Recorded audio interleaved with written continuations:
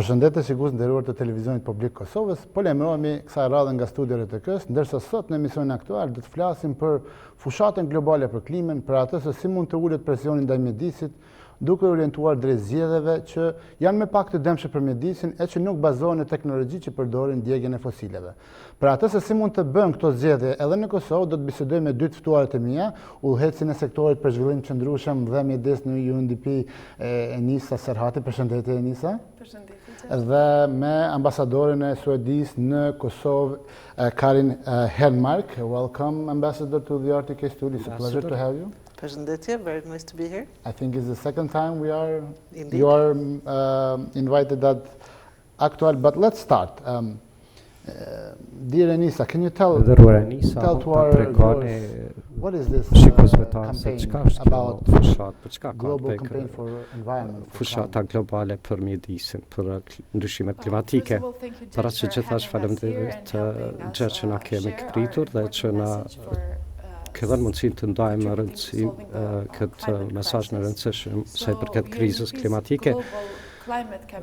Fushata globale, kampanjës globale të UNDP-s është një ndër fushatat më të mëdha globale që UNDP-ja ka implementuar ndonjëherë dhe përsonim ka që të ngrisë vedijin për sa i përket zëvendësimit të derivateve të fituara nga fosile dhe si në realitet kemi drejtuar drejt zgjedhjes probleme më të rëndësishme dhe më të mëdha, jo të kontribuojmë në përkeqësimin e krizave klimatike në vend të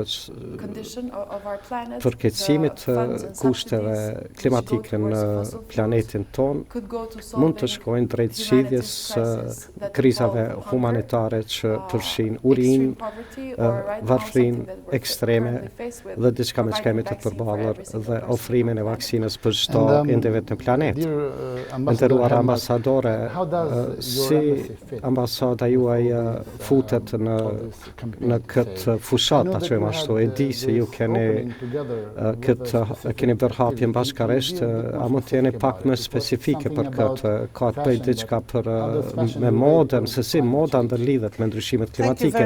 Faleminderit shumë, faleminderit që më keni ftuar, para së gjithash natyrisht jemi mbështetës të fuqishëm të UNDP-s dhe agjendës globale klimatike në përgjithësi. Kemi adoptuar një strategji të re për punën tonë në Kosovë, një strategji 7-vjeçare dhe ndryshimet klimatike është një ndër objektivat kryesore. Përpas kësaj, javën e kaluar kemi lanciuar një event të quajtur Revolucioni i modës dhe ideja e kësaj është të fillojmë të shohim industrinë e modës njëkohësisht edhe ndikimin mjedisor dhe klimatik të kësaj industrie. Është shembull i një fushe ku individët, dizajnerët dhe qeverit realisht mund të kenë një ndikim të real në ndryshimet klimatike përmes zgjedhjeve dhe sjelljes, pra duke përzgjedhur materialet dhe elementet që nuk prodhohen bazuar në teknologjinë e derivateve të ftuara nga fosilet. Një pjesë, diçka që duhet të mbajmë mend, është që të prodhojmë 1 kilogram koton merr 10 deri në 30.000 litra ujë. Pra 2 apo 3 euro trikot që po e blejmë ka një kostër shumë të madhe që po e barë dikush tjetër, ka të bëjë me kushtet e fuqisë punëtore për ata që i prodhojnë, ka të bëjë me ndikimin mjedisor për këtë artikull dhe me ndikimet klimatike të prodhimtarisë dhe të transportit dhe të konsumimit të këtyre trikëve. Pra i tërë cikli jetësor i asaj trikoje të vetme ka një ndikim real në ndryshimet klimatike dhe në mjedes, nuk duket si çështje e madhe, por është diçka e zakonshme, është diçka që përdoret çdo ditë. Po, dhe si suedezët, si përvoja suedeze mund të ndërlidhet me Kosovën në këtë kontekst. Kosova ka një industri tekstilit në rritje sipër, çka ne dëshirojmë të inkurajojmë është të shohim se si të krijojmë këtë industrinë e tekstilit dhe të modës dhe ta bëjmë atë në mënyrë të të qëndrueshme duke pas parasysh mjedisin. Ne nuk po thojmë se ju nuk do të bleni rroba të reja, sepse gjithëve na pëlqejnë rrobat. Moda është argëtim i madh, por çka po thome është të jeni të vetëdijshëm dhe të bëni blerje të vetëdijshme, të prodhuara në mënyrë të vetëdijshme, duke u munduar që të zbresim apo të përdorim për një kohë më të gjatë dhe përmes kësaj të zbresim ndikimin në mjedis, por edhe prap mbetet modë. Ju thatë se jeni synoni për në përmes fshatës tuaj për mjedis. Tu tregojmë shiqusve se pse tash dhe pse është rëndësishme, përmendet shumë probleme. Si e shihni situatën në Kosovë, ku ne gjithë jetojmë dhe punojmë gjergj, po këto problemet sociale, kritike, me cilat merret njerëzimi, po nekosisht kjo është një emergjencë në vetvete, ndoshta është koha më kritike, kohën më kritike, tash sfundve kemi pasur pandemin Covid-19 që po e rrezikon edhe vetë ekzistencën tonë. Dhe një emergjencë tjetër që gjithashtu është kritike ka aspekti dhe reportet shkencore dhe organit më të madh në planet të volumtuesve ndër qeveritarë me ndryshimet klimatike është e qartë se jemi në rrugë drejt ngritjes së temperaturës në planetin tonë dhe në atmosferën tonë që nuk është paraparë më parë dhe do të arrijmë një pikë shkallë më ngroje më të madhe, më shpejt se sa që kemi pritur, para se gjithashtu kjo është ajo urgjenca, por si planet po përballemi pasoja shumë shkatruese për cilat jemi të vetëdijshëm. Kjo është për sa i përket asaj se me çka po përballemi si planet dhe më pas po ndodh edhe COP26 që është samiti i OKB-s që i sjell tërë liderët e botës bashkërisht për të folur për ndryshimet klimatike dhe ka vendosur se si të flasim apo çka të flasim dhe si të implementojmë marrëveshjen e Parisit dhe të sjellim bashkërisht financimet klimatike që ku hyn edhe vetë Kosova. Pra Kosova natyrisht se vetë se është duke u përballur me ndikimet e ndryshimeve klimatike. Prej 70-tave ne kemi vazhdimisht ngritje të temperaturave, kemi valë të nxehtësisë që bëhen më të shpeshta, po shohim edhe situata të thatësirave edhe të zjarreve dhe këto krejt janë pasoja që vese i shohim dhe që qytetarët e Kosovës po përballen me to dhe nekosisht mbështetemi mjaft shumë në thëngjëll apo lignit si burimi i energjisë që na sjell në një pozitë shumë të vështirë sepse dëshirojmë të bëjmë një tranzicion nga thëngjilli, por të gjithë edhe institucionet, por edhe partnerët zhvillimor dhe vetë kosovarët të dëshirojnë ta bëjnë këtë tranzicion. Pra mënyrë që asnjë tranzicion i mundshëm nuk do të shkaktoj një kosto më të lartë të qytetarët. Prandaj si UNDP jemi të përkushtuar të mbështesim Kosovën në krijimin e kësaj rrugtimit të tranzicionit në mënyrë që siguron se ata më të cënueshmit janë të mbështetur në këtë rrugtim. Por duke pas parasysh se edhe shumica e energjisë sonë prodhohet përmes djegjes mbetje fosilore të thëngjillit, sepse kudo në Kosovë nën tokë dhe kjo është një sfidë mjaft e madhe për institucionet për të reaguar, por duke parë materialet që UNDP-ja dhe UN si përgjithësi i ka prodhuar dhe pam një dinosaur aty. Çka është historia me dinosaurin? Filloj me ju më pas me Karinën, po kemi një dinosaur që është kthyer në jetë pas një kohë të gjatë për të dërguar një mesazh që se ky dinosaur është një shkëmbim mbarë global, sepse procesi i klimatik është më i rëndësishëm për ekzistencën e njerëzore, prandaj dëshirojmë ta shkatrojmë veten. dhe është për këtë arsye është kthyer që të na tregoj se në mënyrë urgjente do të rrësojmë çështjet klimatike për të ndarë këtë mesazh që kemi përdorur dinosaurin edhe në Kosovë që është krijuar nga materiale të recikluara dhe thotë se ndoshta ju është dashur ta sjellni këtu në studio në mënyrë ta shohin edhe shikuesit. Cili është mendimi juaj mbi këtë dhe kjo mënyrë e ngritjes së vetëdijsimit të njerëzit? Besoj se është shumë e rëndësishme të fillojmë të ngrisim vetëdijen. Unë ndihem se Kosova ka një rrugtim për të bërë kurse gjithë ne kemi parë gjatë viteve të fundit një kuptim më të shëruar, më të mirë të agjencionit mbi krizën klimatike dhe kjo tash po zbret edhe në nivele më të ulta edhe në Kosovë, po shohim shumë e më shumë individ janë të përfshirë në këtë çështje dhe mendoj se vetëdijsimi duhet të jetë edhe në nivel më të lartë. Për pos shembullit 10.000 litrave të ujit për minimum për 1 kilogram pamuk, kjo duket ndoshta shumë konkrete, por të themi se një triko, është 2.700 deri në 3.000 litra ujë dhe më pas fillon dhe ai ujë asnjëherë s'mund të ripërdoret më.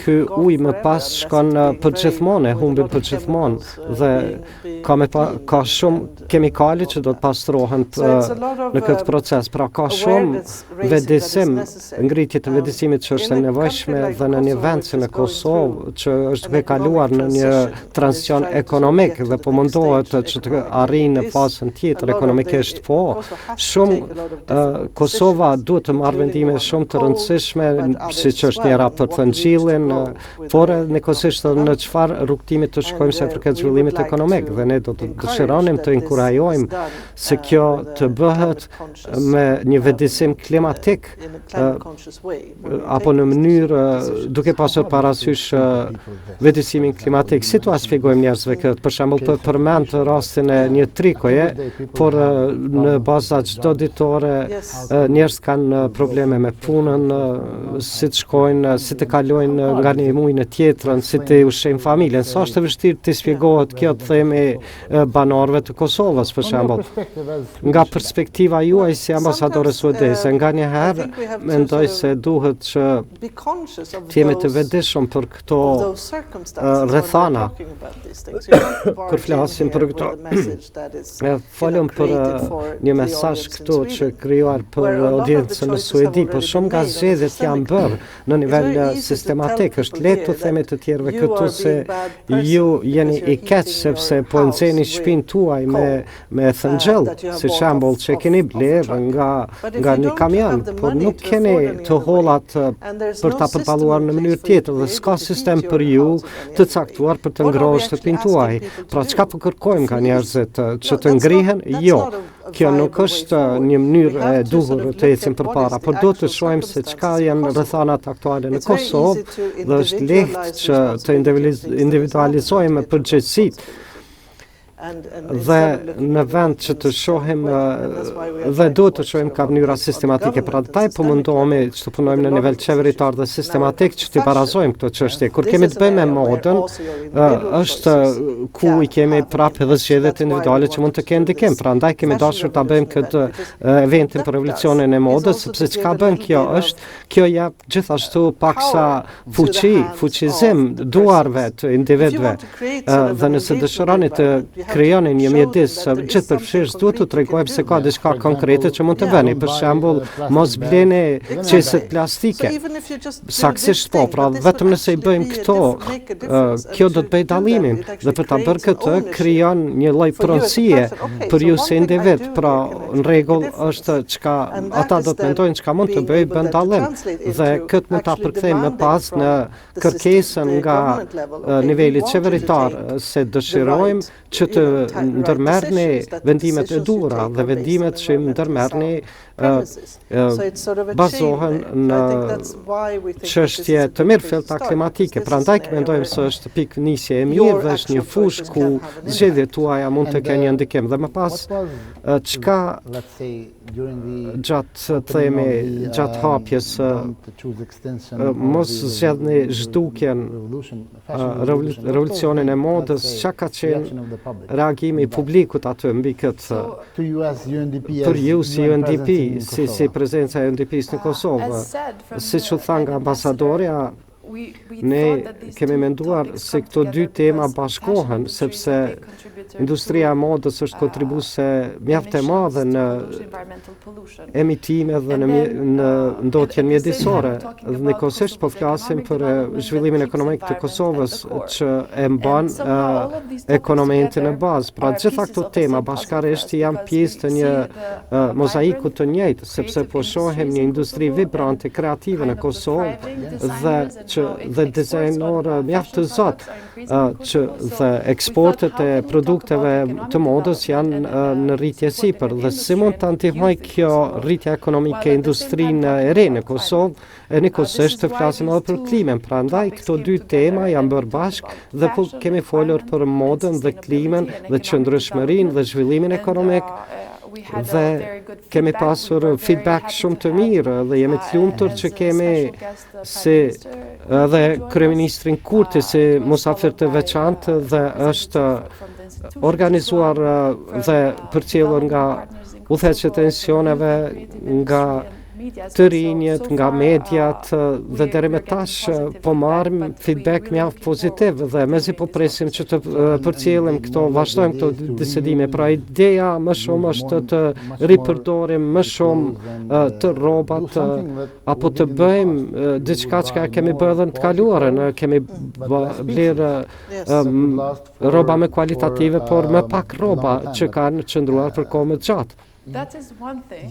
Kjo është një mënyrë të ndryshojmë mënyrën se si përdorim rrobat dhe se si ripërdorim, po gjithashtu se si janë prodhuar, si shtë ambasadorja, kjo është i tërë zinxhiri i vlerave, pra mënyra e gjelbërt të prodhuarit të rrobave, po korrekte nësa Kosova do të çojë iniciativa, pasi që ekonomitë ndërkombëtare janë duke shkuar drejt një modeli të qëndrueshëm, sigurisht kjo të mbështetet edhe për shkak të agjendës së gjelbër evropiane dhe rrugtimit përpara të Kosovës, ndoshta mund të gjejmë eksport të jemi konkurrues në eksporte. Gjithashtu është mënyrë interesante për të përdorur dinosaurin Frankit për të dhënë mesazhin. A mendoni se kjo do të tërheq shumë vëmendjen e dinosaur që vjen nga miliona vite para nesh që dhe na jap këtë mesazh.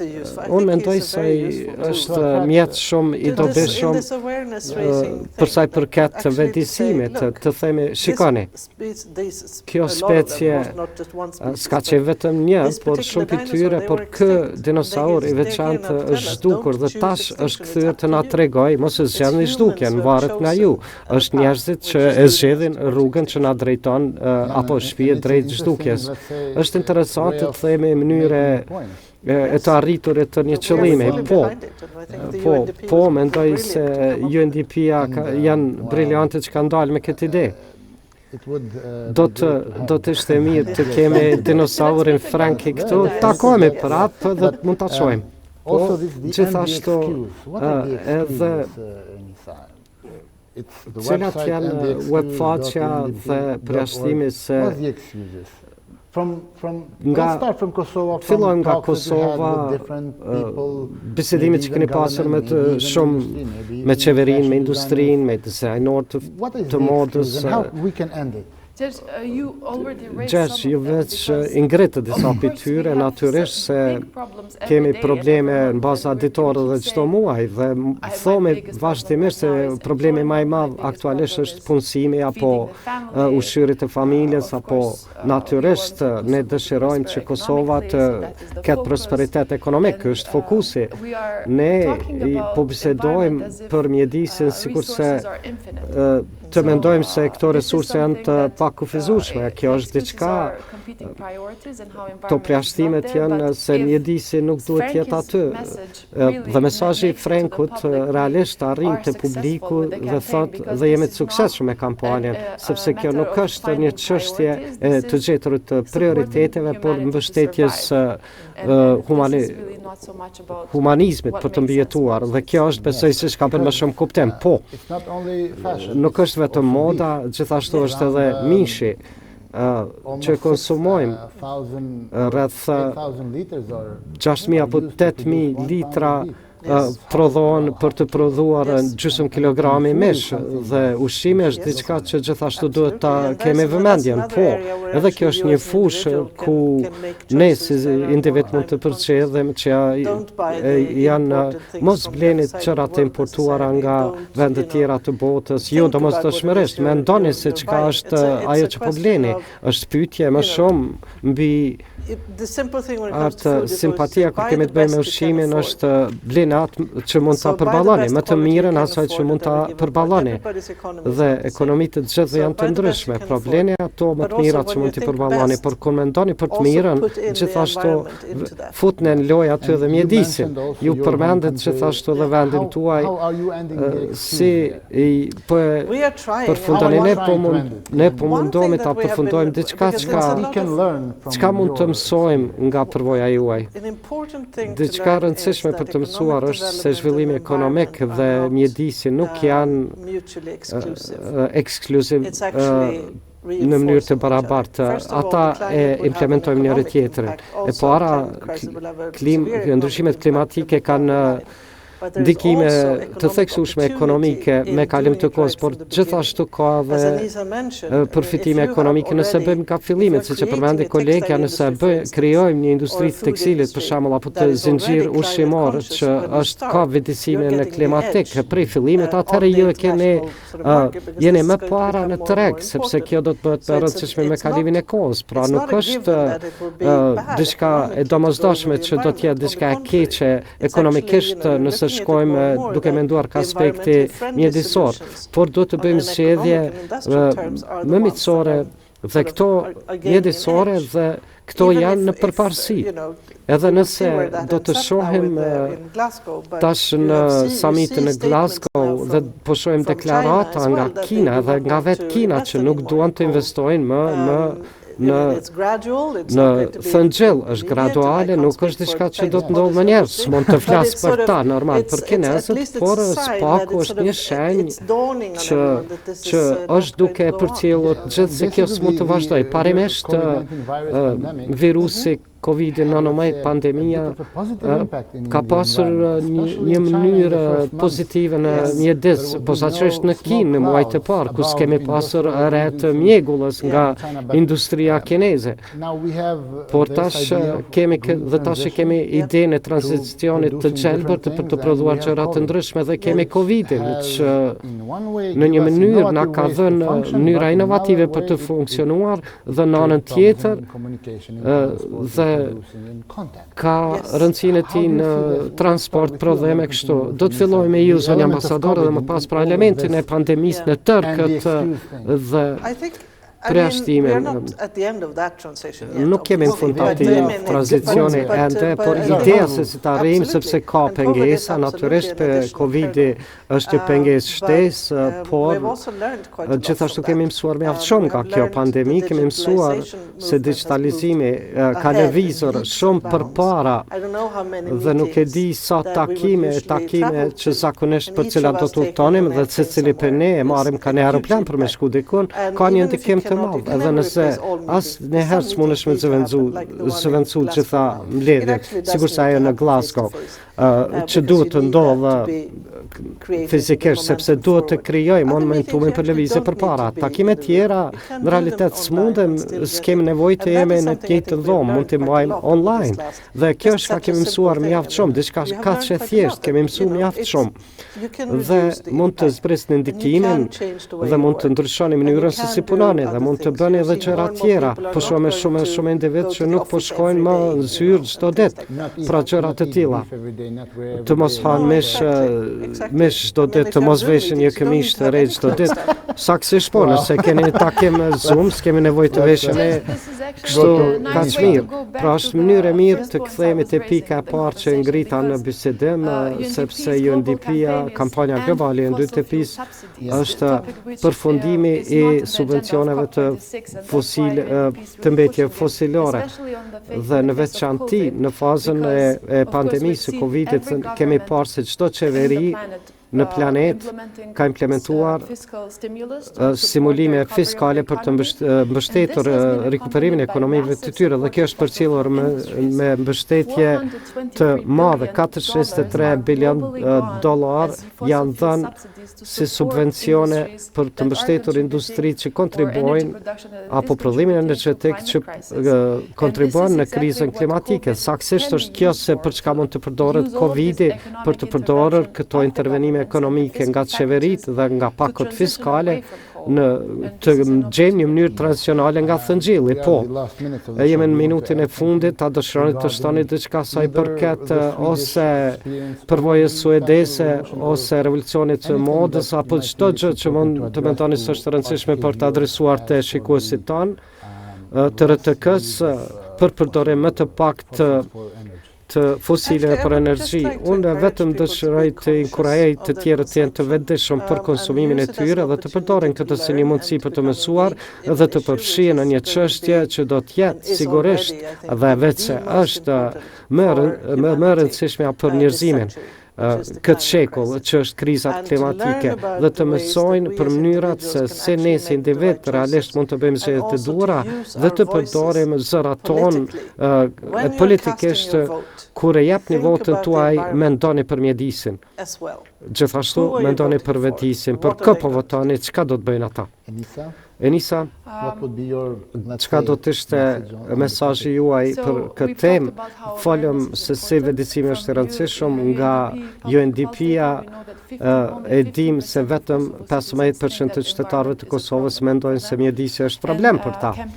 Dhe fushatat si kjo realisht janë diçka ku ne dëshirojmë që të vëmë në pa rëndësinë e mesazhit se mjedisi nuk është diçka që është ekskluziv apo i ndarë nga probleme tjera me cilat përballet Kosova. Edhe unë jam nga Kosova, jam më së vetëdijshme, e dim se kemi atë shumë probleme dhe jemi kaq vend i vogël dhe mendojmë se problemi klimatik është shumë i madh dhe s'mund të ndikojmë. Por realisht kjo është për sa i përket të shpëtojmë popullatën tonë të jenë të qëndrueshëm për ndryshimet me të cilat po përballemi dhe me eventet ekstreme klimatike, por gjithashtu të gjejmë edhe një mënyrë konkurruese për Kosovën. Kjo s'mund të shihet si diçka që mund ta dëmtojë ka aspekte ekonomik, por ku e gjejmë konkurrencën tonë në këtë drejtim. Faleminderit Enisa, faleminderit zonja ambasadore, ishte kënaqësi që ju patëm këtu. Kaq për edicionin sotëm të emisionit aktual. Emisionin nuk do ta përfundojmë me atë mesazhin e fundit për çka kena fol, por do ta përfundojmë me mesazhin e dinosaurit Franky, i cili në videon flet përpara kombeve të bashkuara. Shikim të këndshëm dhe mirëmbëjtje nga unë Gjergji.